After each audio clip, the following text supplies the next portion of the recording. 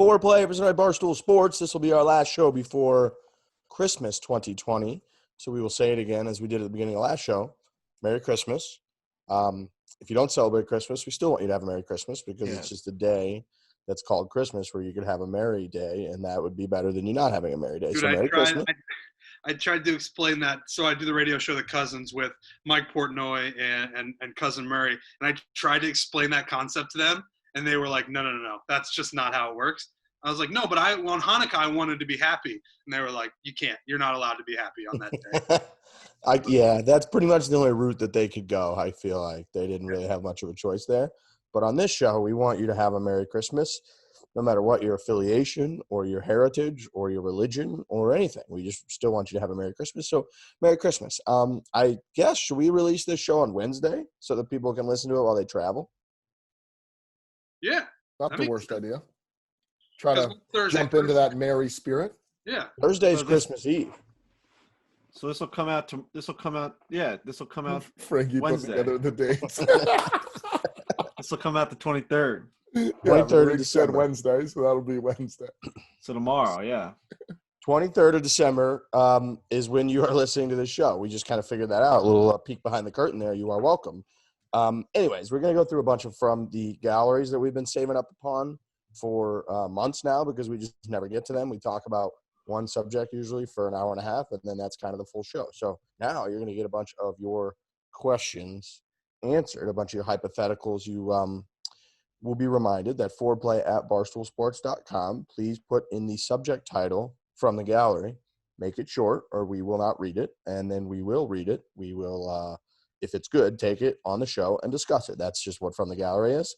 It's you folks submitting questions, concerns, hypotheticals, situations that happen on the golf course, maybe would you rathers, whatever the hell you want.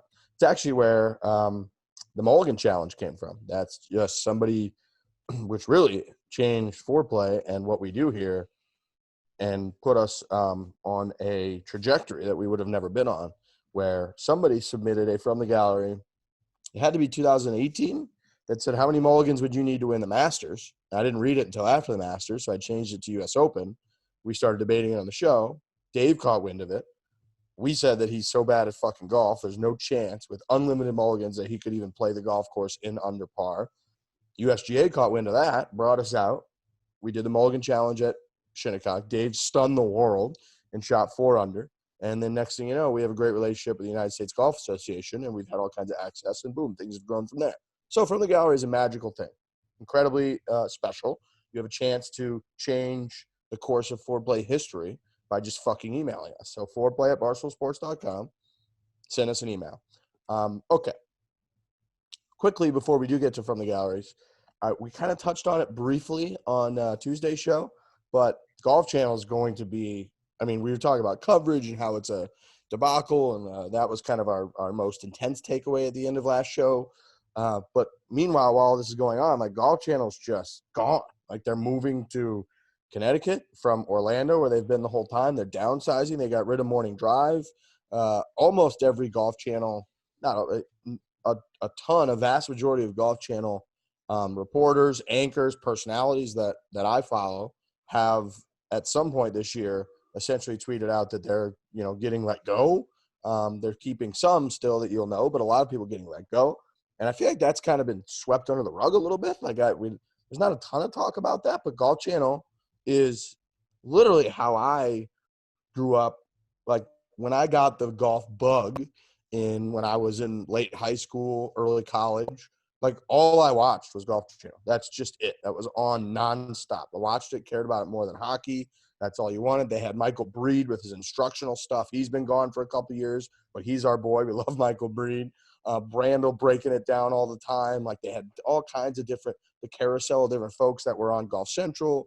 I remember when Duvall first came on, like DeMarco's been on a bunch, but like all these different, you had Damon Hack and the Morning Crew. So like Golf Channel is just how I pretty much became obsessed with golf in a lot of ways. And now it's just going to be repurposed, downsized, consolidated, moved up to Connecticut. Who knows what it's going to look like, but it's kind of crazy that it's just gone for the way that we knew it.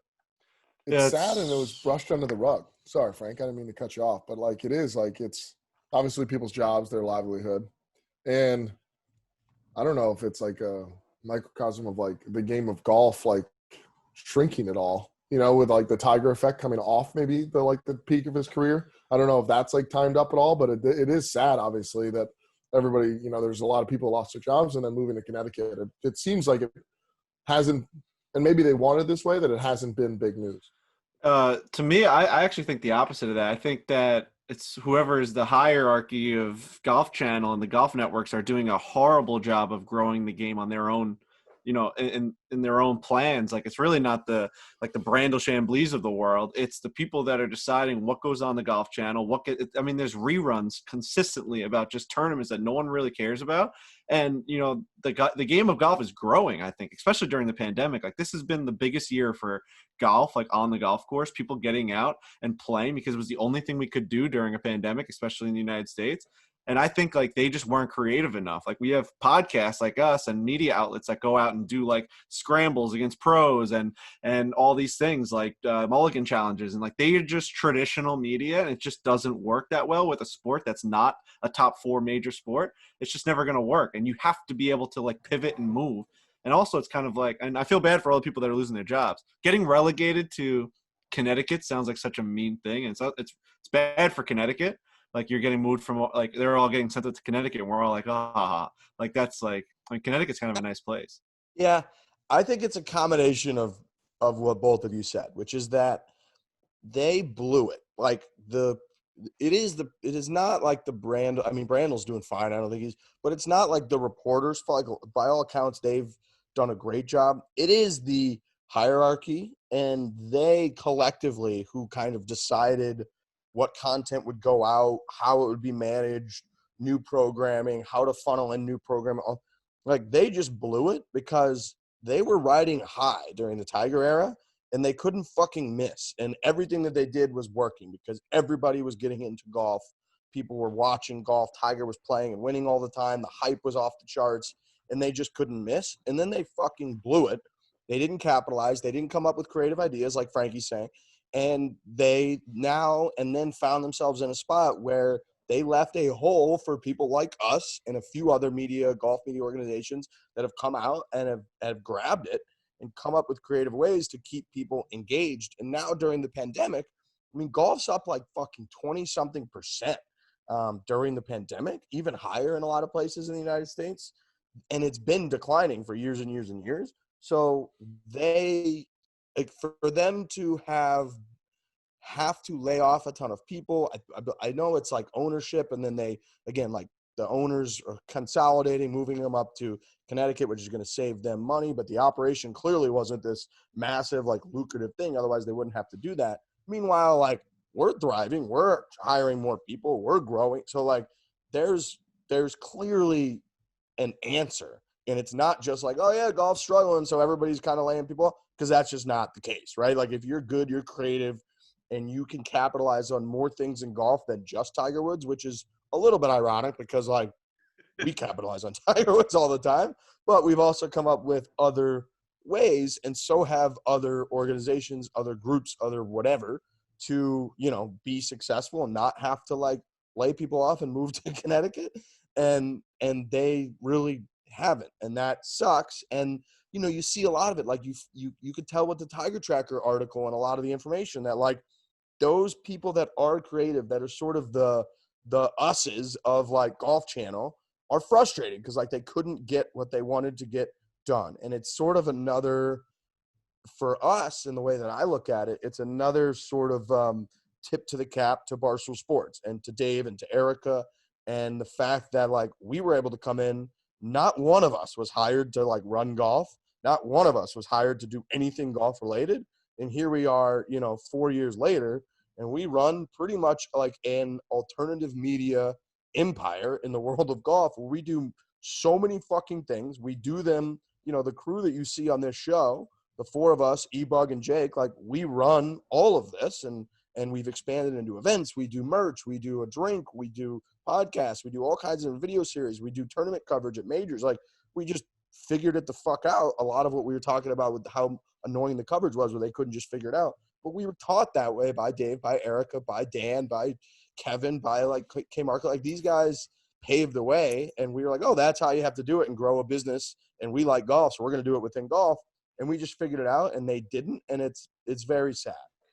It's really interesting that TV isn't the goal anymore, right? Like that's really the biggest change is that forever, I'd say 10, 15 years ago, it was all about what's on TV, can you get on TV? That's how you reach the most people. And things have shifted in such a way that TV just isn't as important as it used to be. There's YouTube, there's podcasts, there's Twitter, there's Instagram Live. Like there's so many different avenues that you can voice your opinion about anything. Ours happens to be golf, but if it's football or whatever your passion is, you don't need a TV camera and a studio and and a suit and a tie to get your voice out there. And it's like they got too big. Like you were right, they grew. Golf Channel was huge during the Tiger years, and it's huge, and the ratings are massive, and everything's great. But then the internet comes along, and the bubble pops, and then the guys like us show up, and we're like, we're not traditional. We don't want to, like I said, wear a suit and a tie and look into a TV camera. We just want to talk shit on a podcast. And it turns out that far more people relate to that, and that just became the next big thing. So now they're just struggling. They have all this programming to fill, but nobody really is watching, and that's not the goal anymore. It's just real, like, this is obviously a different avenue, but like Conan O'Brien had a TV show on TBS forever, but he's recently decided that he's going to stop doing the show and focus on his podcast. If you had told anybody, TV executives, viewers 15 years ago that was going to be the case, they would have said you're crazy, but that's the reality of the situation in 2020 going into 2021. Like, the internet has just taken over in such a way, and it is sad that people are losing their jobs because it has shifted this way, but that's, the nature of the business. But TV just isn't as important as it used to be. Yeah, and like look at just quickly, like with Golf Channel is a good example of them not figuring out, like they had Rory McIlroy and Carson Daly do like a podcast, but put it under like the Golf Pass thing, and it's like that should be bigger than us. That should be way bigger than us. It's Rory McIlroy do like that should be fucking huge, and they have all these talents. They have, like, imagine if Brandel and like Rory week after week were breaking down like what was going on in the world, but able to do it with pure freedom, right? Like I've talked with Brandel about like how you can be constrained, and you have to be constrained to a certain level in that industry, in the way that they all grew up learning and producing and running a show and television and not able to just like pivot and figure it out. And some people have, like you're saying, Trey, you give it, like some people have and have been extremely successful, and some haven't. And I think this is clearly a representation of who hasn't. And what's another thing that's sad about it is everyone's going to push it up the ladder when it's talked about, right? Like, we're the people, the reporters that we read, the writers that we read, that we follow on Twitter, that we see jump in on Golf Channel coverage live from whatever, like I know that they have the creative ideas and couldn't get them, approved, done, executed, whatever. And like when you would hear that, then it would go to the next level, and then that person would be like, well, technically, like, NBC has these certain things that you're not allowed to really go after, so it goes up to this, and it always gets kind of pushed up the ladder, and you never really know, like, why didn't it fucking work? But it just clearly, like, hasn't worked, and they haven't gotten there on a creative level, and that's why we're seeing what we're seeing, and it sucks. Well, yeah, and then I don't know. We're saying that it's this like monumental change from TV to other avenues, but when you think about like their consolidation process and where they're seeing value, that's why I think it's a bigger shame. And we talked about this on a couple podcasts ago, but the GC Tiger Tracker, it's like there is just like a value added bucket that's not TV, that literally could be its own business, of at least hiring a few employees based on ad revenue from the GC Tiger Tracker. And that's why, like, when they make the change, and, I feel like when we say go to Connecticut, it's like going down to like a single A ball team when you're in the pros. Like it has just a bad connotation to it. Like you think like warm Florida hitting homers to literally like breaking ice off your car and like pitching in the back office and trying to like warm up your fastball from 88 to like 89, and you still can't touch the pros. But that's why that GC Tiger Tracker and everything that's happened there is sad in its own right, because like when they're looking at the business value add, all right, we got to cut this or cut that. It's like someone How do you not just look at that and be like, this is a different avenue. Thank God that we had a couple creative people that did this. Let's push that avenue and at least keep that going. So, it's sad on a couple fronts of maybe not, when Tiger was going well, everything was going well and they weren't like revitalizing different parts of their business and constantly being creative. Then maybe when that dropped off, their content wasn't like ever changing, ever growing and kind of moving with the times. And now when you see them like totally chop it and also cut the GC Tiger tracker, it feels like, not being too critical, but like there's just a ton of misses in that business with regards to the go forward plan, which is sad. Yeah, and they just didn't know how to promote their stuff either. Like you're saying, that they have a podcast with Rory Rory McIlroy. McIlroy. And like I'm looking at the charts, like Foreplay #1 golf podcast in the world, not a big deal. Not to steal Spittin' Chicklets' little fucking thing there, but they're nowhere in the right. I mean, they're not even close on the top one. I don't even know where they are. I couldn't keep scrolling back. Like if Rory McIlroy came on Foreplay, it would be the biggest guest we've ever had in our entire lives. Like we'd be going absolutely fucking crazy, and he just appears on that podcast every episode. So like, how is that not? And they have an avenue in which they can put it on television. If you can handpick one PGA Tour player to have a podcast right now, it's Rory McIlroy. He is by far the most interesting and thoughtful golfer they got on tour. And he is right now on a podcast, and very few people know about it. And like we have Sirius XM, and like obviously those conversations are ongoing, whatever. That's like a Dave and Erica thing. But like when we have a platform that we finally get on, we put our like best people on it. Right, Dave has a show with Pick Central, and then like Brandon Walker's on for 2 hours, and KFC has an hour, and Big Cat's on for 2 hours, and like they're putting them on so that the people with the big we wherever we have big audiences and we know that it's a new avenue to promote other shows and other forms of content, we put them on there. So like imagine we had a golf channel, Dave would be on there for 4 hours, Big Cat would be on there, they'd be promoting Part of My Take. It would be like a no-brainer. And they have Rory McIlroy speaking every day. And like, they don't just like, how do you not put like the video podcast up of that, like for like a half an hour and have him do like wacky stuff? Like you're on fucking TV. It's so much easier to grab eyeballs to the general public when you're just on TV than us like tweeting out shit, trying to get retweets. Yeah. And they did it right. Like they did it with a paywall. So it's on the Golf Pass. So that's kind of the route that they went. And I don't know how successful that is. I have no clue, but I know that it doesn't make waves. It doesn't in any way. And you don't need to do like a paywall for a podcast because you can just sell ads into the podcast. And it's the same like with the Tiger Tracker where like let the creative people who are the writers, who are the 4 or 8, writers who run that account, let them like turn it over to them. Maybe do like some sort of rev share, some sort of bonus structure where like if this account does X amount in revenue, and let them just get creative and figure it out. And then you actually don't have to do anything. You don't have to even work. You just turn it over to people who want to work harder, who want to get creative and thoughtful and come up with new ways to make money. And instead they just do nothing. And they shut it down. That account's just not tweeting during one of the more viral Tiger weekends that he's ever had in the history of Twitter and social media. So it's just been clearly fumbled, otherwise they wouldn't be in this situation. It's sad because the people that are the faces and voices of Golf Channel that we all know, that we all follow, are the ones getting punished, and a lot of them by losing their jobs, having to go job hunting, having to find a totally different kind of route in the golf media industry, and that sucks. So it'll be interesting. We'll all watch to see how Golf Channel evolves. The morning drive is done, over. They did their last show on Sunday, I believe. And then I think Golf Today is going to be the new show. And they've got a couple like new hires. So they're going to clearly go some sort of different direction with it. It'll be interesting to see. But just thought we should discuss that and kind of put our thoughts out there. Did our guy Shane Bacon get hired by them? Did I see that? Yeah, I don't know the full capacity, but Shane Bacon did get hired. I saw him tweet about it last week. It was a little bit weird in that like he's tweeting about getting like hired and like this new gig, and like it's at the same exact day on the same timeline. There's people that like lost their job that are sad that the thing's leaving, but that's the nature of it. It's like that's just what it is. So big congrats to like Shane Bacon. It seems like a really cool opportunity and something like pretty like stable that they're gonna be doing all the time. I don't know what his connection to Connecticut's gonna be, if they're doing it more remote.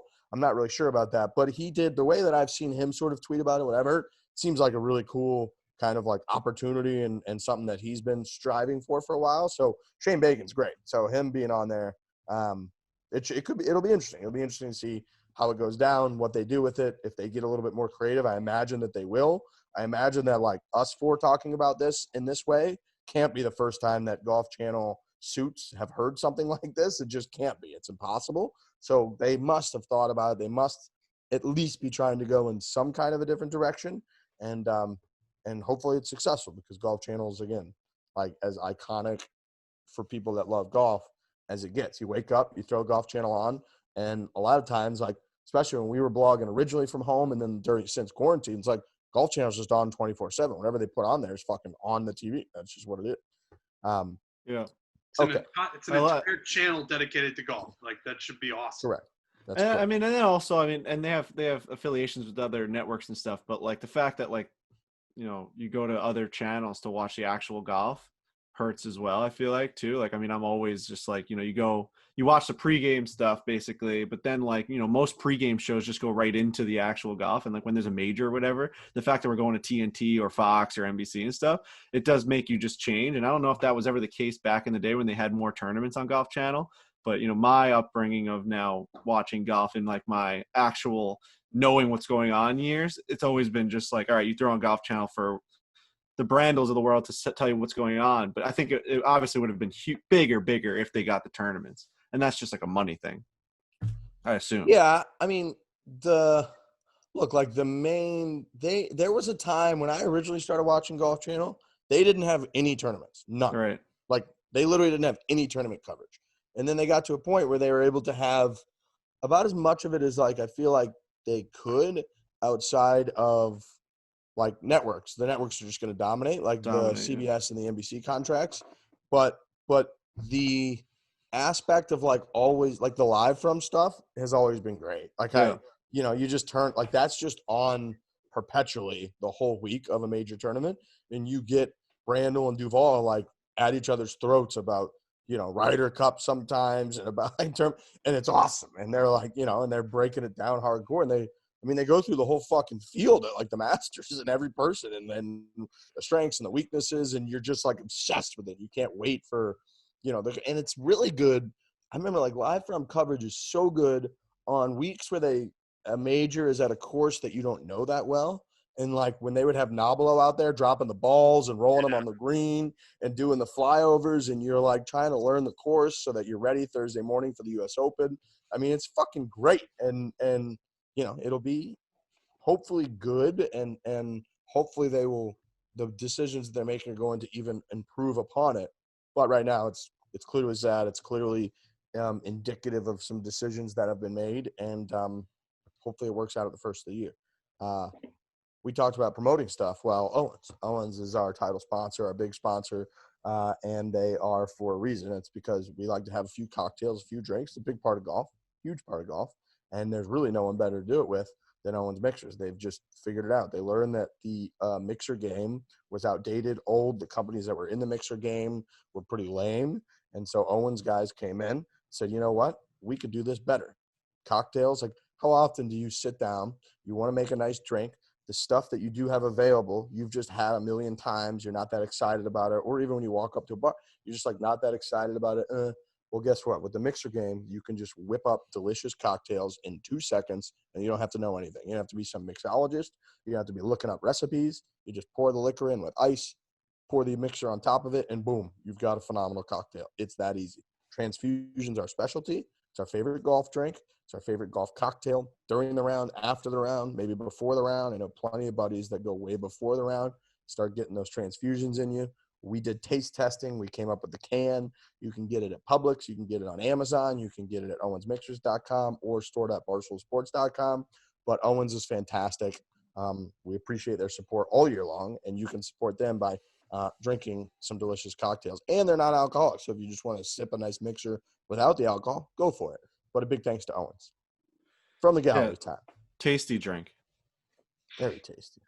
They're grapefruit. It is. I mean, Lurch and I were having a couple of the grapefruit and lime with a little vodka during the match against Pat Perez. They're tasty.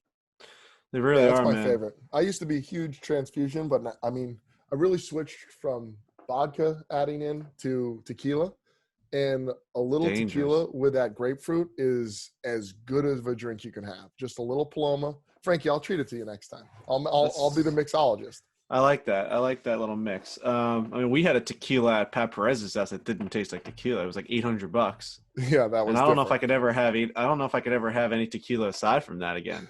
I took a picture of that bottle just so I could remind myself to take a look at it, and then I saw the price tag. I was like, "Well, the store can keep that." He one. had maybe 35. He had maybe 35 bottles of it behind the bar. Right, infinite amount. He had like my future mortgage in tequila, just like in storage, with his little dog running around like pissing on it. Dude, the bottle was like built out of like clay. Like it was incredible. It was like the Aztecs made it. Right. Yes. Yes, that's exactly what it was. Anyways, mix that. I didn't actually. That was post the match, so I didn't mix that with the Owens. But Owens with a little tequila is just as good of a drink as you can have, especially when you're in the sun, a little water. We were watching. I went to a place where we were watching when we were watching Charlie, and I brought over just 2 things of Owens, and a couple of my buddies had never had it before, and like I mean it's dangerous, but not dangerous in like you're gonna get hurt. Dangerous in the fact that like they're so good you can't stop drinking them. I mean, which then I guess causes like pain, but you can't. I mean you're drinking straight vodka basically, and then you just mask it with this incredibly tasty like juice, and you're just drinking juice. There's none of that faces being made. You're just sipping on juice, and it's making you feel good. It's crazy. You get a lot of did you put any alcohol in this thing? Oh yeah. No, there's a lot of alcohol in that thing. I know. So we went through a bottle and half a handle between like 3 of us, and we're like, we're pretty drunk right now, and we didn't taste a thing. So yeah, that's what Owens does for you. So if you're looking to go down that path, go to Owens, check it out, get our transfusion. That's our favorite, but we also like the mint cucumber line, the grapefruit and lime. They got a lot of good options. Okay, from the gallery time, foreplay at barstoolsports.com. So we've had a bunch of these built up for a while. I saw one. We'll start with this one. I saw one on Twitter that said, this wasn't one submitted. This is just a good. It said, would you live in Antarctica for 5 years and $228 million? Yeah. What's your average? I mean, Giannis just signed a deal worth that exact amount, and it's like he has to play basketball and perform well and have media scrutiny. If I just have to move to Antarctica, wait, I have a question. So is it you move to Antarctica and you have to stay there or you only have to stay there for 5 years and then you can come back? You live in Antarctica for 5 years, and so I believe the thing is you move to Antarctica, you live there for 5 years, and then after the 5 years you can just go back to doing whatever you want. Oh my God. But when do you get that money though? Because can I build a place in Antarctica? No, it's got to be post. So then you're just living in a tent and with some warm soup? I think there's a good chance you would die if you went to Antarctica. Like that. I think that's a big part of it. Here's a stupid question. Do people not live in Antarctica? No. Oh. I don't know if that's a stupid question though. There might be a few people that do. There's maybe, but bears. I think that they're only like researchers and like people. I think they're only like researchers and explorers. I'm gonna Google it really fast. There's researchers and explorers, but like if you found yourself to be in, I mean, obviously you die if you're just in the wilderness. Obviously you die. If you find yourself into one of these little like huts or like a fucking researcher lab, like yeah, that's gonna be fucking brutal because you're essentially going to jail for 5 years. But at the end of the day, like if I'm walking out of jail with $220 million, sign me up. Sign me up for jail right now for 5 years. And if I'm going to be 32 years old and I'm going to be worth $200 million in cash, what am I doing the next 5 years that's going to get me even close to that? There's nothing. Yeah, I'm a little concerned that Antarctica is like when people try to climb Mount Everest, and it's like not like you could just die. I think it says the population is from 1,000 to 5,000 seasonally. So I think 1,000 year round and 5,000 maybe. It's a big fucking continent to only have 1,000 people. Right. On it. Not many, dude. Not many at all. And what I'm seeing There's 1,000 here, people on my street right now. yeah, Right. and most of it, I'd say the majority of it is scientists being like, what the Yes. fuck's going on down here? Like that's not a place. It's not a place you're going to vacation. I'll say that. Like in the winter in Antarctica, like you need to be prepared. You need like you need more science protecting you that people have brought there than you know what to do with. And now you got to go through 5 of those. Now, if it were just like you're saying, you just go down to a hut that's in kind of a miserable place, but like whatever, and you come out with 220 schmil, yeah, not a problem. But I think if you have to just like, if they just drop you off on Antarctica and you just need to like live for 5 years and then you're good, I don't know that I would do it because I think I would die. I mean, I see 3 sunrises if that's the case. Like I barely there. I'm there for a couple days and I'm dead. I don't even know if the sun rises in Antarctica. Dude, I don't I think you so you get no Wi-Fi, you get nothing. Nothing, man. You just have Antarctica. I'm looking at this You'd be a fucking picture of different this. person when you came back. I'm looking at this picture of this little like scientific village in Antarctica. If you just type Yeah, I in saw that "can you too. live in it," like that looks. I mean, there's people there, but I don't know that anyone could survive there for 5 years. Are you looking at that like red hut? Yes, the red. Yeah, same. It's like a bunch of red huts in one Right. little circle. Yes. And then there's like another picture of a dude eating, and there's just a penguin next to him. So that would be pretty cool for a little bit. But then it's just too damn cold, man. this article I'm reading says that scientists at most stay there for 15-month contracts. So, like, I think you go insane. Yeah, you'd be a different person. Now you come back with a lot of money, but you would be out of this world weird probably at that point. Also, there'd be so much to catch up on if you didn't have connection to the internet or anything. Like I don't Right know. now, it's negative 14 degrees in Antarctica. Is that Fahrenheit or Celsius? Fahrenheit. I got to tell you, I think the no Wi-Fi part seems like the most appealing part to me. Sometimes I just want to shut off the internet. Right, but for 5 Yeah, but years. for 5 years, Trent.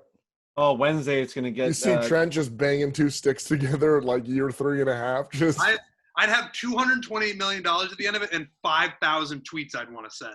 I'd be ready to fire off a bunch of tweets. Write them down and then tweet them out when you get back. Yeah. Wednesday, December 30th, it's going to be a little bit of a shower. Negative 49 degrees it's going to feel like. so what? It's just hail. $228 million. Can't tell me is it's so raining much at that point. Yeah, no, a little snow shower. I mean, it's freezing. Whatever's falling is frozen. Yeah. Dude, negative 49 degrees Fahrenheit. Doesn't with, feel like with an only outside 8-mile-an-hour wind. So that's just straight cold. Oh, My brother lived in Alaska. He played hockey in Fairbanks, Alaska, a year of junior hockey up there. And there were, in the wintertime, it got down to that, like minus 30, minus 40, minus 50 days, where they would fill up like a bucket of like boiling hot water, go outside, throw it in the air, and it would turn to ice and then shatter by the time it landed. Oh. Jesus. So would you risk it? I would risk it. Yeah, I would. I don't know.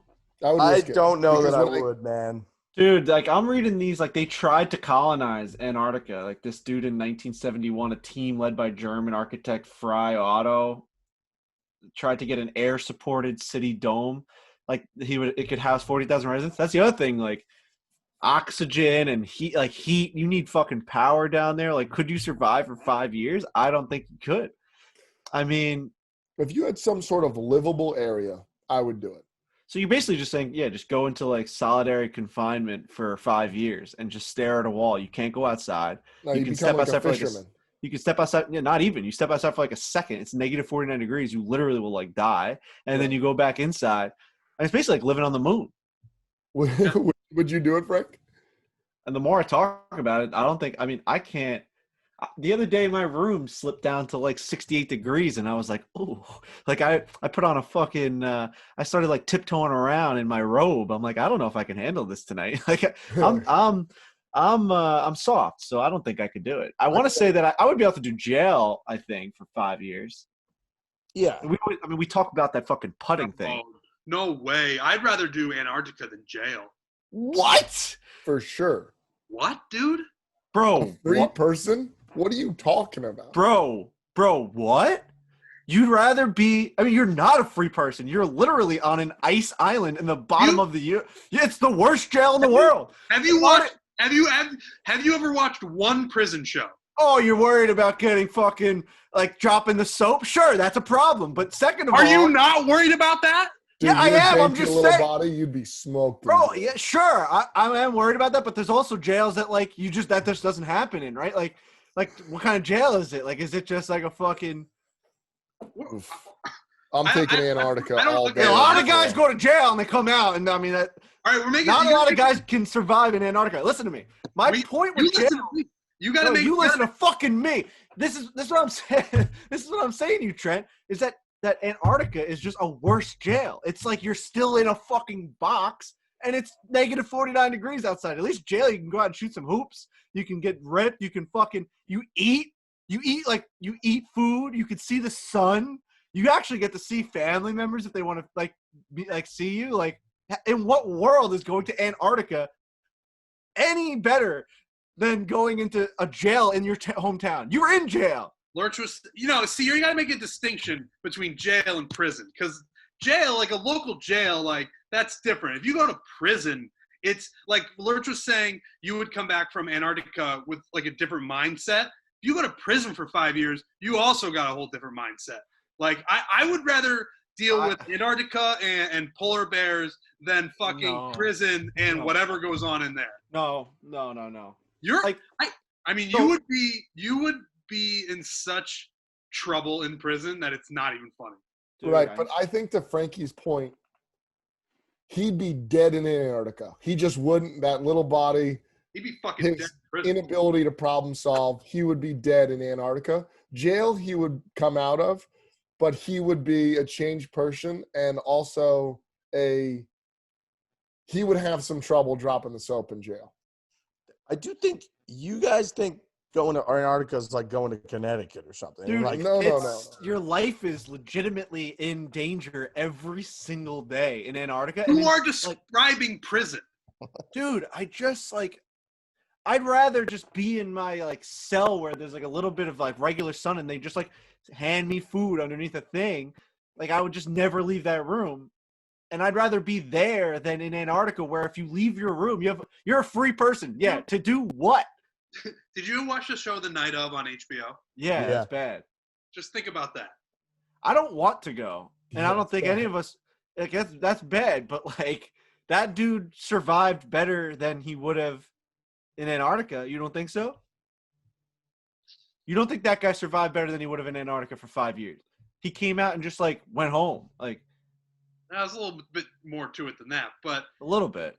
I don't know. I guess maybe I don't have the correct vision of what it would be like to live in Antarctica. I think you're sitting in a little wooden fucking house and you're hearing the wind go, hoo, and you're just like, what the fuck? And you step outside, it's negative 49 degrees, and you're like, what the fuck? I gotta do this for 5 years? Good luck being a fisherman and fucking catching some fucking frozen ass trout. It gets down to details of how do I get food? How does my house stay warm? But I'd also not love to get shanked in the kidney. Bro, we do the same debate. I don't know why you guys are acting like we don't do the same debate of if you have 5 putts from 5 feet and every putt's $10 million and every missed putt is a year in jail. We all all right, yeah, no problem. If I make 2, I do 3 years in jail. I come out with 20 mil. We're talking 200 mil to just do that for 5 years and then just come out with the more money than you could ever fucking imagine. That's a fair point. I'm probably a bit inconsistent in that regard. Completely inconsistent. Yeah. There's sound bites of you being put me in jail. I like jail. Okay. That's not true. I think you can search our entire archive and I'm you know what I love? Jail. It's an interesting debate. Antarctica, it just seems $228 million is a lot of money. It's unlivable. I think I'm really very torn on jail/prison versus Antarctica. And I think there's a chance you would actually you'd be living a better life in prison than in Antarctica. Yeah. But I do believe that there's something about being behind bars and having armed men usher you around in order for you to go piss and stuff. That clearly, I don't know. I could get like I don't know that there's anything worse than that. Here's what it boils down to. I am more scared of a group of gentlemen who have been in prison for a very long time than I am of the cold weather. Seeing those B cups strolling, seeing Trent walk in, being like, "Oh boy, we got a meaty one, fellas." I know. Meatloaf Day. Let's have fun. Dude, you're gonna get fucked in the ass by a polar bear. Good. That's better. I think that's better. Sorry to get graphic on a 4-play Wednesday before fucking Christmas Eve, but yeah, I'm so merry there. No, but like we're all thinking it, and the polar bear could do just as much damage. I would argue worse. The polar bear worse. Dude, have you ever seen a polar bear? Oh, we saw a polar bear at that golf course in Vero Beach. Oh yes, dude. Remember that? Yeah, well, it was a fucking stuffed one. Oh, at Quail in the locker room. Yeah, they had all sorts. Dude, remember how tall that thing was? Yeah, but this is a little different. No, I think a polar bear would just break my neck and it'd be. Bro, it was like 12 feet high. That thing was massive. Standing up, and its claws were like a foot long. It was crazy how big that thing was.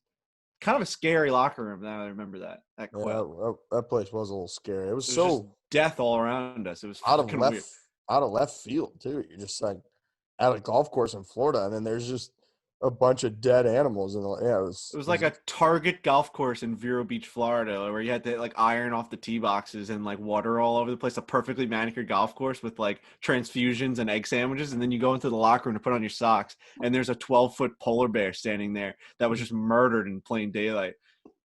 It was fucking weird, man. It's like, wait a minute, I was just like hitting a wedge onto a green, like playing like the most like innocent game in the world, and now I'm looking at just destruction, death, and like carnage. I just want to put my socks on. Okay, next one. This is something somebody submitted something similar, and then I was thinking about it because I was looking. I kind of was thinking about this one when the Masters coverage. It was like a week before the Masters, and they start to like in their promo packages, they start to show highlights and get you hyped and whatnot. And I started thinking about like, what is the most viewed like shot in the history of golf? Like what shot has been viewed the most ever? And I was trying to go through like what type of shot that might be. And like, is it Tiger's chip from the Masters in 2005? Is it like Jack Nicklaus's putt when they say like, yes, sir? Is it, I was, and you got to factor into like the time, right? Like, so if Jack in 86, like his putt, well, he's had 20 more years than like Tiger's putt, but Tiger's stuff has been since the invention of the internet. So it's like his just gets viewed so quickly. So I was just trying to think, like, does anybody have any thoughts on like what the most viewed shot in the history of golf would be? I would say Tiger's chip or the putt at TPC, the better than most. I would say one of those two shots is without question the number one shot in golf. It's the chip, I think, and it's not even close. Yeah, because that commercial, that Nike ad. Commercial, it's the most iconic moment in the sport. And when you're talking about the most iconic moment in the sport, you're then talking about the most viewed moment in the sport. It's like I actually don't think it's even close. Like I think if you talk about like MJ, like there's multiple moments of MJ's career where like what was more viewed? Like is it the jump up and like celebration? Is it the fucking crazy dunk? Like I feel like Tiger, it's the chip. But here's one that I think it could be. Like it could be his final like 3-foot putt in '97 when he won. Like, and then he did that first fist bump with the Masters leaderboard behind him. Like they show that all the time in like every promo that they've ever done for the tournament. And like they just show that all the time. So like I think more people have sought out to like watch the full shot of Tiger's chip because it's more iconic. But in terms of like what has actually been viewed the most ever, I'm not convinced that it's that chip. Like I don't know that I actually on an average like week in my life, I don't know that I see that chip more than I see like the Tiger putt or even the putt when he like won in 08. That's the one I was thinking. To force a playoff, that 2008, yeah, that U.S. Open putt, that's got to be up there. When he does the double fist pump, when he goes like that, like massively famous, but the chip in is just I don't know. I think you're probably right, but it's interesting to think about what the other candidates would be. I think the 2008 U.S. Open is up there. The Nicklaus putt. I had the better than most. That's a good one. That is a good one. The waste management hole in one. That could be a good one. Yeah. Yeah, when he raises the roof. That's a good one, but it's also one that like you forget he did, and when you see it, you're like, "Holy fuck!" Like, what a moment that was. Like that happened to me the other day when they showed that during like the Charlie thing. They put that up there, and I'm like, once the footage went to that like shot, you're like, "Oh, he's about to hit a hole in one here," but you just like forget that he made a hole in one there and went crazy. And, like, Phil Mickelson's Masters putt. That'd be a good one. The jump in the air. Yeah. There's no way that's close. No, I know. I'm just saying, like, if we're talking a top 10. All right. You know who's actually probably the closest is Payne Stewart's putt. Yeah. Yeah. A good one. That's fucking a really good one. That's pretty repurposed. I mean, it's a statue. I wouldn't say that's close. To the Tiger chip, just that Nike ad that played. Oh no, it's not close, but I think it's one, and then like a couple. You're just 100 is number 2. Yeah. That's what I think, at least. I do think the chip is like far. It's just, I mean, I know that the putt is shown, but I don't know that you can watch any Masters footage without them showing that chip. I don't know that. I don't know if that's even allowed. I think it's in the contract that they have to show that. That is the Masters. It's Nike. There's a lot of areas on Augusta, obviously, where you can be like, that's where the Bubba shot. That's a big one. Where you can go around and be like, this is where this happened. That everyone goes to 16 and is like, that's where it happened. Right. No brainer. Oh, totally. I'm just I was just trying to think about. I guess I was seeing. I think I saw a compilation that was like the Tiger putt from 08, the Tiger chip, the Nicklaus putt, and I was just thinking like, I wonder which one of these I've seen the most times ever. Just and I will say that ball, like even just the section of the clip of the chip of just the ball, they even show Tiger of just the ball rolling into the hole, like they show that all the time. You almost can't make a professional golf promo and not include it. You just have to include it. That's a moment that doesn't even seem real. When the Here's a question that came up, and it's it's Tiger. Because we were talking about, me and my buddies were talking about Charlie Woods and like how he probably hasn't had the same upbringing. He hasn't had the same upbringing as Tiger, obviously. Like we've all read that book, but do you think that Tiger Woods has taken the most golf swings of all time? And if so, like, do you think it's like, or do you think there's just like a regular fucking college athlete that like just swings more than Tiger? Or does Justin Thomas, like at his age, have more swings than Tiger? Might be Vijay Singh. I would say Tiger's not in like the top 100 for most swings. Well, like to his age group. Like I know there's fucking guys that are 80 that are still playing. Like, but I'm saying like up until his age right now, like has he taken the most swings? I don't know if I agree with that, Lurch. You got to think about when his hand first touched a golf club, and when like is early. Like it's not like he picked it. Like some of us, we picked up the game when we were teenagers, and that's just how it is. But he was 2 years old, and Earl was like, "Take this thing, swing it around your back, and then swing it through." And it was like that was it forever. He could have taken 1,000 swings at the age of 2 years old.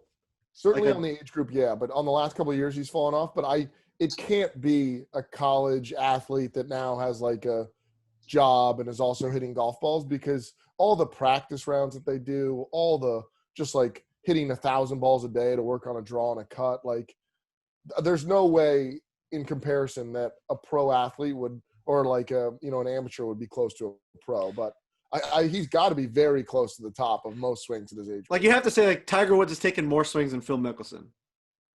I would say but I would say for sure, yeah. Right. I would say for sure, yeah. But you got to realize there were like a 3 or 4 year stretch in like the last 7 years where Tiger like logged like for all intents and purposes, like zero. Like he just wasn't. He couldn't even walk. Yeah. Right. So did Phil catch up to all those 2 to 8 years old swings when Tiger was whatever 35 to whatever he was 30 to whatever? Yeah, right. If you ask this question in 2009, you ask that question, he's like number one. But now it's just been such a weird decade that Phil might have been taking more hacks than Eldrick. I'd love to know how many swings Tiger thinks that he's taken. Like what number would come out of his mouth? Like if he really thought about it, because he has to have some sort of regimented. Is that the word? Yeah, That's regimented. weird to Yeah. say. A regimented schedule of how many he takes a day, and he could sort of do the math like of a recent schedule. Like he knows he takes 200 pre-round, 200 post, 500 on a day off. He knows that, and maybe he could be like, all right, if I've done that for the last 10 years, and then before that I used to do 500, 1,000. Like, is it 2 million swings? Is it 10 million swings? Is it 100 million? Like, what's the number? My brain can't compute it. Well, all of his PGA Tour swings are recorded, so you start there, and then you got to start. That's the Do you number. think there's a Google that says how many swings has Tiger taken on tour? I bet he could get pretty close. I bet he he Either could. way, it'd be an interesting estimate. Like, I don't even know how many balls does a pro hit a day? If you're in like peak season, how many balls are you trying to hit a day? And I'm sure that varies based on where your game's at. But like, what's the average that you think you hit? Like, I would be amazed at that number. Here's another thing that's got to be factored, and why I don't think it would be the craziest thing ever for it to be like some businessman amateur is like the number one, because pros are very methodical when they hit balls. Like each shot has a purpose, and you practice with a purpose, and they even go through like a routine a good amount of the time. And whereas like you can get some amateur out there who's some rich guy who's just banging them for fucking years and years. It would be funny, like, we think, oh, is it Tiger? Oh, is it Phil? No, it's the CFO of a life insurance company who's just out at the range every day trying to figure this shit out. He hits like 5 balls a minute, and he just goes for hours and hours, and he never, ever stops. And he's been doing it for 30 years because he sucks, and he wants to – like, that would be very funny if that were the number one. But – it would be amazing, but like his body would break down. Like, like he just couldn't do it. Like that CFO has just got a pot belly. He's got a body like Frankie, maybe but much bulkier, but that kind of build where just no muscle and then just a pot belly. But I'm interested now, like what your guys' ratio is of range balls to like in play course balls. Like what's your ratio? I would say that my ratio is like 1 to 10 of driving range shot to on course shot. And then you said that in a way that I can't understand it. Like, so if you've hit X amount of range balls in your life and you've hit X amount of like course, like while playing an actual golf course balls in your life, what is the ratio of that? So you think for every range ball you've hit 10 on course balls? Yes. And I think that might even be low. I mean, no, I think I've hit more range balls, and I think it's a significant amount more than I think. No, because I'm with you, Frank. Way more range balls. Way more, dude. Because think about like you're thinking of like when you're shooting 100, and like that's 100 swings. But to me, like putts aren't like a part of that. And like I'm actually taking hacks. I'm taking 120 hacks on the range when I just do a regular range session. Like, dude, when I was going to Eisenhower, I would just get 2 large buckets, and I would go like all the time. And I'd play golf maybe 4 or 5 times that whole year, like that summer. Like when I was fucking like 15, 16, 17, I like would just like barely get out. I'd go with my dad to whatever, and we'd just go. I would hit definitely a time thousands of balls.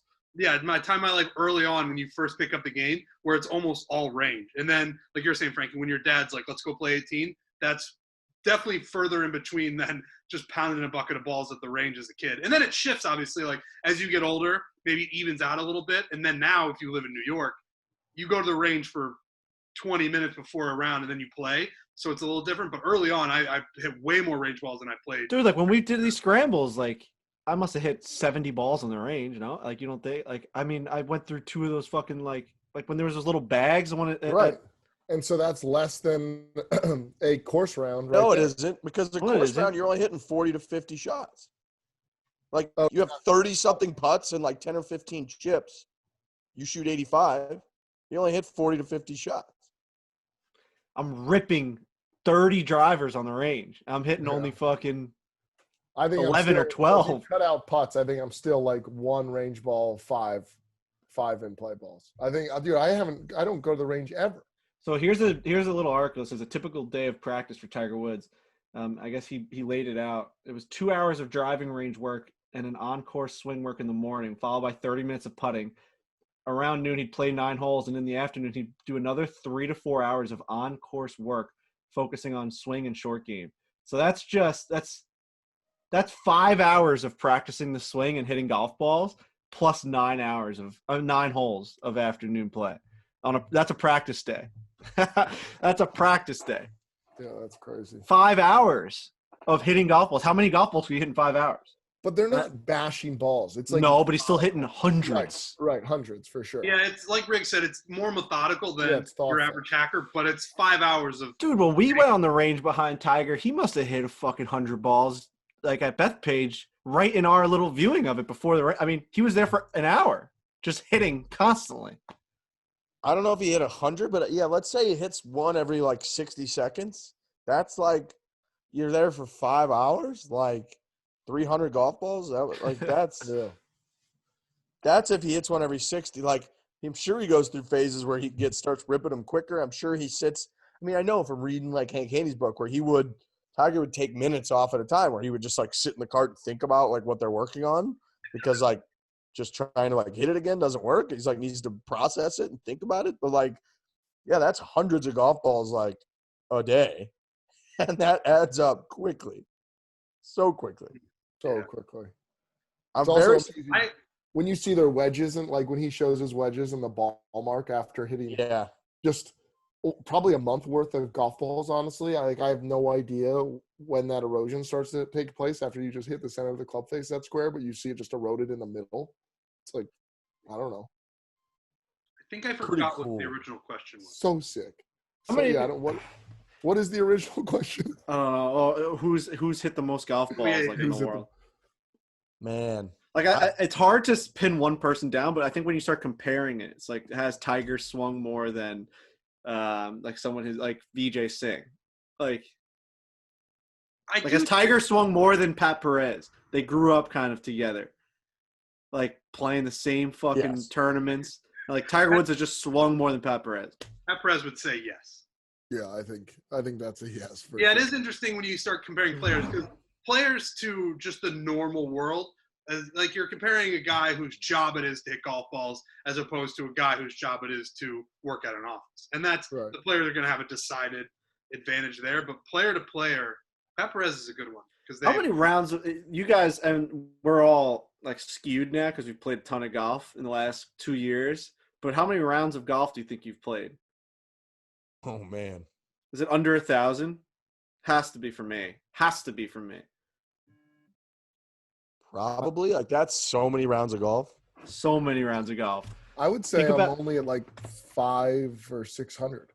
Right, because if I think about like my summers when I was like 17, 18, 19, and I was really like able to play because you're not in high school anymore, you're like whatever. I was in community college. I was able to play like 10 to 12 rounds a summer. That's a lot for just like a regular golfer.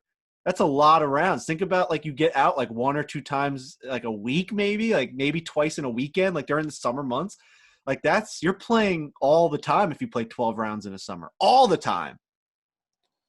Yeah, I mean, I think I only picked up the game after college, and before college, I only played probably like 10 to 15 rounds in my life. And then, I mean, I probably if I average 40 rounds a year for the last 10 years, like it's not a lot of rounds of golf a year. Right, but like we've played a lot of golf in the last. Yeah. And so I would think that my average is somewhere probably around like 33 rounds a year for the last 10 years. So you're only talking about 330 plus, call it another 50 rounds before that. And so you're still like at 380 rounds. Like, yeah, I think averaging 33 is low. Really? Yeah. Dude, I don't think many people have the access to be able to play like multiple rounds in a weekend. I'm talking about Lurch. I've known Lurch all the time. Oh. And I'm like, we go on like a few of the golf trips we've gone on, we'll play fucking 6, 7, 8 rounds in a golf trip. Yeah, that's what I was about to say. I don't think the average golfer plays multiple times in a weekend. I think the average golfer gets out there on a Saturday. No, I know they do. I Yeah. 100% agree Yeah. with that. But I just looking at our own numbers. Yeah, I would say like the average round for like, Joe Schmo is 19 rounds a year, like between like 18 and 22. And then if you have kids, I mean, you play with like, I play with friends and they're like, oh, I haven't played in like 2.5 months. It's just like, I can't get out. Like I got this and that going on. So what do you think your number is? 500, you said? I would say my number is at like 425. So even at that, then you would be, let's say 425 times 50 swings is going to be what, like 20 something? 425 times 50. Everybody's trying to do math. 21,250 swings. So you don't think you've hit that many balls on the range? No way. In fact, that number is outrageously high. What?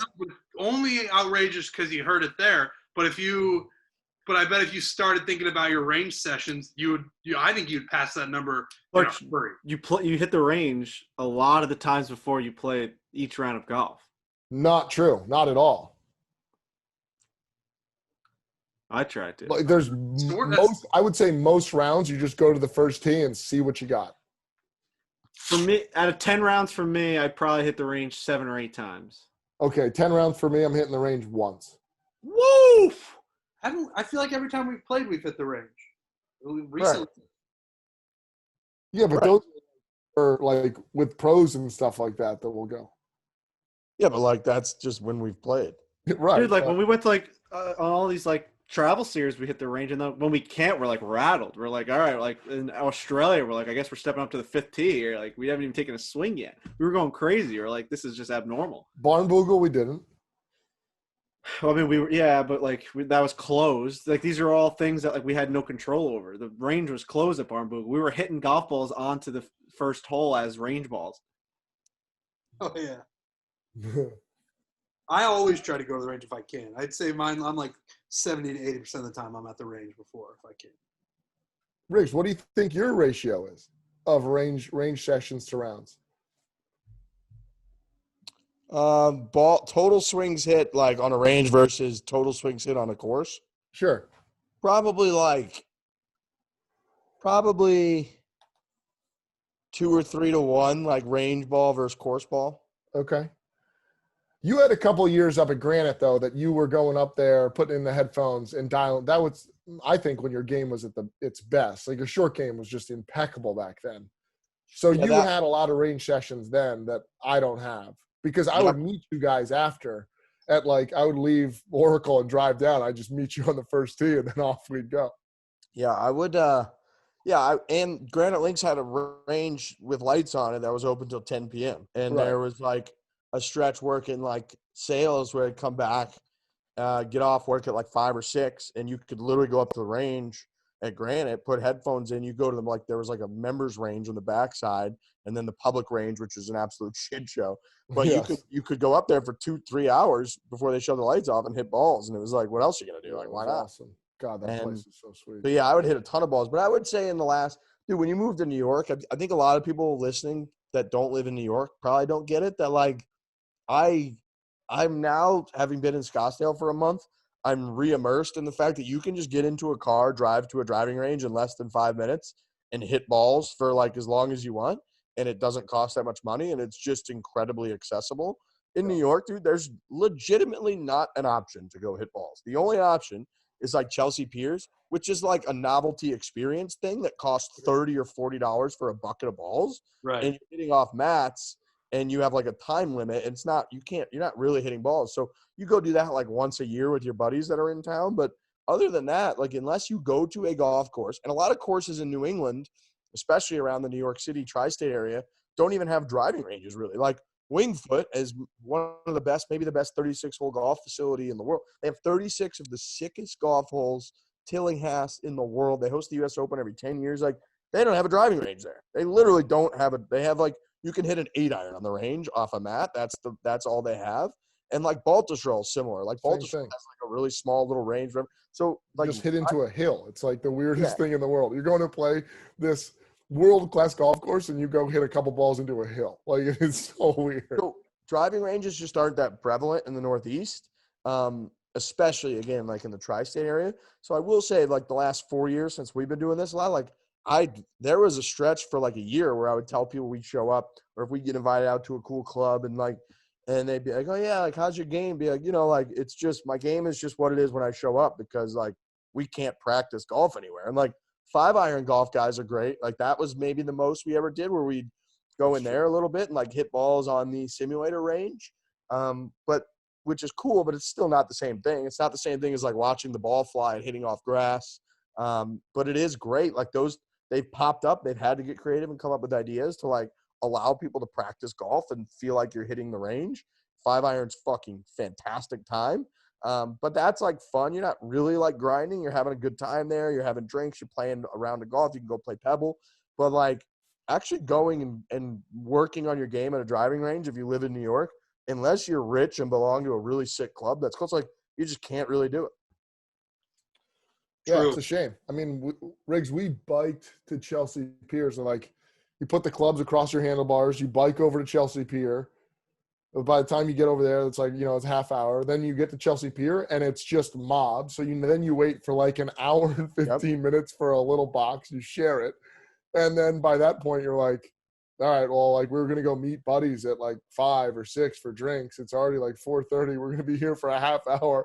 Let's just try to hit like rope hooks into the net or Into the net. mash drives and see if you can reach the back net. Like then it becomes like, well, I didn't actually work on any part of my game. I'm just kind of just destroying this golf ball. Like, let's just get out of here and go have a beer. Like, I'm glad we did it just to say that I did something today. It's literally, it's not, Chelsea Pier is not made for practice. It's made for an experience, like a novelty experience, like you said. Yeah. So yeah, it's interesting. I do think like the range balls just add up more than the swings. You just don't, like if it takes 4.5, 5 hours a lot of times to take 50 swings on a golf course, and like you can hammer those out in fucking 30 minutes on a driving range. So I just think that those add up for me over time. But yeah, you go through stretches where you don't, and like the nature of what we do is we kind of sometimes a lot of places we do show up, we're trying to film stuff, we're trying to get it done, and like we don't do a ton of range time, and we're just on the course, and like you're hitting more balls on the course than you are in the range. So yeah, I don't know, it's closer than I thought for me. Yeah. Not for me. I think I hit a lot more range balls. I definitely have hit more, but it's closer than I thought, I guess I would say. Speaking of training, Whoop, day strain training. I got I've noticed now my Whoop picks up when we're playing golf. It's like it's detected a golf activity, which is it's a little surprising to me, but also it's just clearly learned my body and my system, and it knows that like this human being is so physically unimpressive that like him taking a couple golf swings while driving around in a cart is a detectable activity. It also picked up when I was moving. Like I was packing. What was that? Like 3 weeks ago, and we went on a little filming trip, and I packed. It took me like 20 minutes to pack, and my Whoop legit gave me a notification. It said we detected a physical activity from like 4:45 to 5:05, and I was like, that was just me picking up clothes out of my dresser and then putting them into a bag and zipping up the bag, and it just detected that was such an abnormal activity. Your Whoop's like, whoa, big fella, what are you doing over there? It's like I'm folding clothes. Yep, my strain just went through the roof. But we talk about Whoop a lot. We've all pretty much become locked in all day, every day to what the Whoop is telling you, checking your respiratory rate every day and seeing if there's an outlier, because if there is an outlier, that's a pretty good sign. You need to go get tested for COVID-19. But even beyond that, your daily strain and sort of trying to get that up every day, comparative to the prior days if you felt pathetic, so that it's better for your heart, it's better for your body, it's better for your system. You detect your sleep, it just detects your sleep every night. It's just magic. I don't know how it does that, but it does. It gives you your recovery. Alcohol is terrible for your recovery situation. So just kind of having that kind of data on your body is a good thing. It's great for health. It's great for training. It's great for getting better in anything that you're trying to do. Whoop right now, if you select the 6-month plan, they're going to charge you $0. So that's the best deal that they've got. And it's a pretty damn good one. $0. You go to whoop.com, WHOOP.com, choose their 6-month plan. They're going to charge you $0. So it's a pretty good deal. I highly suggest you do it. You can be in the know now with us when we go through the recovery and the sleep and the strain. You're going to know exactly what we're talking about. We have a group that the Foreplay and Foreplay listeners are in. I have a few different groups with my buddies, and it's pretty funny in the morning where it's like, hey, dude, what happened to you? I see you're in the red at like 8% recovery. Like, are you alive? Can you text us? Can you send us a signal so that we can alert your family that you're alive? So Whoop is cool. Go to whoop.com, check out the 6-month plan, and boom, it's going to be $0. Tom says, what is the worst golf advice you've ever received? Any advice from my buddy who's like at my level or something like that when I'm having a bad day, I would say is the worst advice that I'll ever receive. Just like, hey, you're doing this. It's like, dude, let me be. I don't know if I'm qualified to say that any advice given to me is the worst, because that is then up to me to put it into practice, and that's where the disconnect comes. Like, I think aside from the Kisner knuckle tip, you could give me a piece of advice, but I'm not sure if I'm able to follow through with said advice. You know what I mean? Yeah, but I agree. But like my question to sometimes to you is like, do you want a piece of advice before you, like, if I give you something that I'm going to try to help you with, because it's unwarranted. But I agree with that of like, well, now I can't even put that into practice, which is almost why I really don't want a piece of advice while I'm playing, because I'm not sure that I can recreate that effectively to hit a better golf shot. Right. I always like when, like, I'll take any advice from you guys, because you guys are all better than me, especially Lurch. When Lurch will give me tips, I usually say yes, because it's I know it's coming from a place where improvement is likely going to happen. But Appreciate that. Yeah, I agree with what you said, Lurch. Anybody who is at a Why don't you guys kiss? What?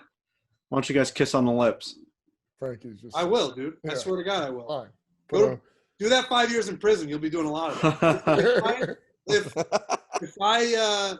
you're like at a similar level to me, all advice is usually coming from a good place. But if you're at the same level as someone, it's kind of like, why don't you keep your eyes on your own paper? Yeah, I don't know that I have like one bad piece of advice. It's more like they can't explain it to me like I can understand it. Oddly, like I've gotten all the same chipping lesson from 15 different people, it feels like, multiple professionals, some like the best of the best. Like, I mean, fucking Robbie Mack just works with Tiger Woods and still like he's giving me all these tips. But like even the way Paige Sporanic like explained it to me, where she was just like, no, like that all makes 100% sense. But like if you just turn your belly button and face the flag when you follow through, like it's gonna actually do a lot of the things they're saying. Like she like, took a picture, basically showed me I wasn't moving. It's like, oh yeah, that kind of made more sense than like when Bryson tried to explain to me the force of the gravitational pull hitting the bottom of the ball and spinning and reacting in a certain way that like the coefficient of the restitution of the flag stick will allow it to fall. It's like, I don't know, dude. Like that's bad advice for me because I don't know what the fuck you're talking about. I know what I have to do. Just explain to me like the easiest way to do it. It's like explaining a math problem. Like, are you gonna like? Sorry, keep going. Well, no, it's just like when you learn, like you have certain teachers in math. Like I was bad in math growing up, just like I couldn't fucking understand it. It's just something I'm like, it's just but it's just like, and I had problems with the teachers where I'd be like, you know, this means nothing. But not every other subject, like every other subject, I was a good student. Like loved social studies, loved science, like loved all that stuff. English even, like I enjoyed like that, all that. But math, I just had a problem with them. And but you really saw the difference between like 1 year we had a really good teacher that's like, no, like you may have learned it this way, but if you just pay attention to this part of this equation, it's so much easier to apply it to the rest of it. And you're like, holy fuck, it's like the light bulb goes off. You're like, oh my God. Yep. All I had to do is turn my belly button. And I'm also taking the bottom of the club head through the ball, and I'm making contact on the line that Bryson drew. It's, you know what I mean? It's about the way that the tip is given as opposed to the actual tip. Yeah. We all know what a good golf swing is. How do you apply it and execute it is the way that we need the tip. Yes. I mean, I you agree know with that. why how people learn. Like, I think that's a big thing of like, you know, people say like class sizes and stuff. If you have smaller class sizes, potentially like the teacher will engage you at a deeper level, the way you think, because I do think mathematics is like, you need to know how people think through the equation and how their brain takes to it, because like, you know, 2x is equal to 5x can foul people up, and like x just has to be 0, you know, but like you can go down into like a weird wavelength, but it's all the way you go through it. And I see you shaking your head. No, I was just like, it just triggered me. Riggs goes, he always gets on me because we go and play with these pros, and the pro will say something in pretty much like science, and I'm a layman's term guy. And so then I'll look at him, and Riggs will see my face like light up with kind of excitement. Like, now, what did you just tell me? What did you just say over there? And then Riggs will be like, dude, just focus on like the 2 things that you think about and hit the golf ball. But then lo and behold, by like the 3rd hole, I'll be like, now, Joel, what'd you say about like standing the club up straighter? Like, what do you mean by that? And Riggs will be like, now we're like, he's out for the next 3 holes. Well, because you hit the ball, you do it when you're hitting it well. That's what I don't get. You'll be clearly hitting it well, and then someone will say something, and then you'll have a horrible swing like 2 holes later, and you'll be like, yeah, he said something. And I'm like, well, why are you're hitting it great. Why are you worried about this other thing that this other person is thinking about in their own swing that's totally different than your swing? Like, it's just, that's crazy to me. Yeah, it's a little crazy, but, you know, maybe that's the Tiger effect. He won a bunch of majors and then just destroyed his swing and started over. So maybe I'm like Tiger. Yeah. For me, I would say the worst golf advice is pretty much anything I've ever seen on Instagram, or like people that don't, sort of along the lines that everybody's saying, people that don't have any clue what you're actually trying to work on, and instead think that saying what you just need, all the things that you just need to fix and make perfect, is equatable to golf advice, right? Whereas like some of the accounts that I do follow on Instagram with like instructional stuff, I think it's really important that they harp on like feel versus real, and like where you're trying to get versus like where you're actually at. And a huge part of that is people like not understanding that you're like thinking in your head of you're trying to get to somewhere is not the same as like trying to get somewhere. Like if you're trying to open your club face more in your backswing, then like doing a rehearsal swing where your toe is pointing at like the sky, people are like, oh, that's too much in your rehearsal swing. It's like, no, I know. But like in my actual swing, I can't get anywhere close to that. So in your rehearsal swing, you try to open the face, like you exaggerate the fuck out of it. And then what you'll get is the responses that people are like, no, what you're trying to do is too much. Like, no, I know, but do you see the actual fucking swing? So I think the worst advice is like when people give advice, not understanding what you're actually trying to like work on, and instead just telling you like, oh, you need to hinge your wrists earlier and then move your hips to the best and then also rotate it. And it's like, well, no shit. So you're just saying I need to swing like Tiger Woods or Rory Mcilroy. I get that. Yeah. But like, how do you actually get there? Which is kind of what Frankie was like, how do I get there is actually what I need to hear from you. Not just like what a perfect swing is. I know what I can see what a perfect fucking golf swing is. Yeah, we watch it all the time on TV. We know we got to get up and we got to get it through. It's like, how do you get there? Yeah, I think it's all about the teacher, not the not necessarily like the actual thing that has to be done. You know what I mean? Because the thing that has to be done is the same, but you have 1,000 different people with 1,000 different variations of how to get there. And who is that right person out of the 1,000 people is the biggest thing. Yeah, I very much agree. Okay. We've been going, an hour and 20 minutes here? I think we're good, folks. Lurch dropped it. Lurch did a classic corporate Lurch thing that makes – it's like we're on a podcast. We're just talking about getting having sex with polar bears in Antarctica, and he writes a little message that blurps up like, "Gotta drop, boys. Like someone's pinging me." It's like, dude, just say it on the podcast. You like, what's gonna happen? Like, Why doesn't he just say that stuff on the That's- podcast? Not only did he texted all of us into the group, and there's also a messaging feature on Zoom that he then went to as well and was like, "Hey, I gotta drop." Like, yeah, just say it, man. This is the most informal podcast ever. Most informed podcast ever. And dude, the other day, and we're doing the classic. I mean, this is right out of my playbook here. It's just he dropped, and we're talking about him. But we were like looking for a guest the other day, and he's like, "I have a note out to him," and like, who the fuck talks like that? Like, what? What did you say, Trent? Did you like did a carrier pigeon bring it to him? Like, Yeah. I have a note out to him. It's like, what? I wrote a note. He's like a DM. It's like, bro, we're like, you can't just say like I sent them like a message or something. I have a note out to him is such insurance company like corporate email to like your superior advisor being like, "Hey, have you talked to Mr. Smith? Like, I actually have a note out to the family, and we're gonna see what." It's like, no, like that's not how this works at all. Like, did you get that contract executed for that invoice? Well, I have a note out to him. Okay, yeah. It's like, oh, you no, sent a it's just- DM? Okay. Like, you use an emoji. If you're using an emoji in a message on an Instagram platform, you can't call it a note. I'm sorry. You can't. Oh. Oh, God. Yeah, he did. He put it he did put on the text and in the Zoom chat feature, "I got to drop." It's like, you could just interrupt the show and say, "Hey, fuckers, I gotta like go." I gotta go. Yeah, see you later. Like, yeah, no problem. But yeah, that was now Trent and I got roped into Frankie's move of talking shit about Talking about it. Yeah. which is tough. Frankie, did we talk about the Shea Mooney stuff on the last show? No, that happened today. I mean, that happened last night, but it would be today's show. Right. That's pretty cool.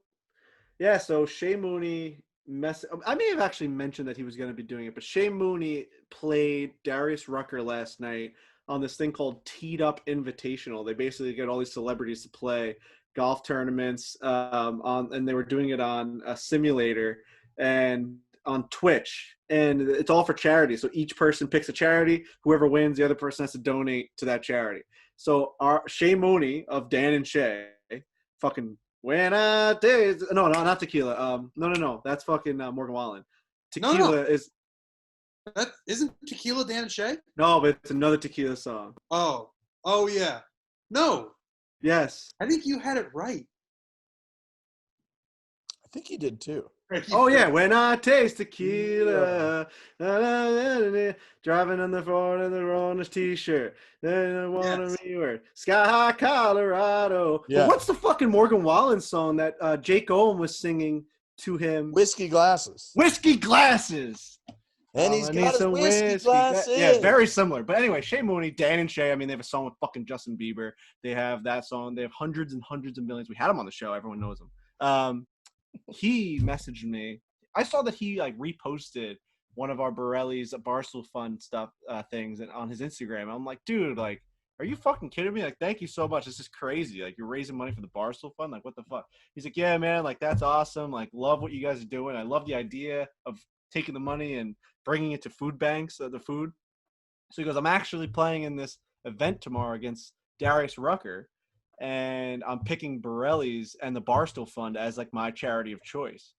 I was like, are you fucking kidding me? Like, that guy is just, to be that big of a superstar, to be like the breakout performer of the year, country music artist and pop artist, and winning all these awards. Like, they were racking in awards during awards season. It's crazy that he cares about like this little thing, like our restaurant and whatever. And I tweeted out the clip. We put it on the Instagram. Like, he's like, yeah, my buddy Frankie, and the way he's talking, it's like we were friends for 30 years, even though we really only just DM about golf. He'll message me once in a while about like a picture I took about food, or like we were at Pat Perez's house and we took the picture of Pat Perez's view, and Shea Mooney's like, that's not a bad place to live every day. Like, he's just like a normal, funny dude. I actually think he ended up losing the match, so he's got to get better if he's going to play us with the Jonas Brothers, because he's going to be the fourth ringer there. Darius is kind of a ringer a little bit. Yeah, he is. But yeah, no, it was super nice of him, and to have someone that's that fucking like successful and famous to care about that stuff, and watching that clip was surreal. Yeah. I Yeah, mean, I was waiting for Darius Rucker in that clip to be like, "Fuck those guys." yeah, true. me too. It's like Oh, those. I left those fucking idiots on the 13th hole. Just like I don't care. Oh man. All right, boys. Well, Merry Christmas to all. We Lurch, he can't say goodbye because he had to send he had to Note. have a note out to us that he had to drop from the call. But look, last thing we'll leave you with is you can go to our store, and if you missed out on Black Friday or Cyber Monday, store.barstoolsports.com. I got on the Unreal hoodie. Trent has on one of the champion hoodies and one of our beanies. Frankie's got on the Travis Matthew hat. So we got all kinds of good gear with Barstool Golf with Foreplay that you can acquire. It's a great way to support us. It's a great way to rep what we do. And we just have cool shit. So you should go check it out at store.barstoolsports.com. Click golf, click Foreplay, or scroll through all the hundreds of other items that we got in there through different franchises, through Barstool in general. Our merch team puts in a ton of work to get all that shit going. And they do a great job exploring different avenues and creating cool stuff that you can buy, that you can rock. So store.barstoolsports.com. Everybody have a lovely holiday weekend, whatever you may celebrate. We'll be back next week with a couple shows. We're going to just go right through, and then that'll be it for the year. So thanks for listening. Have a Merry Christmas. Hit it hard. Hit it hard. Hit it hard.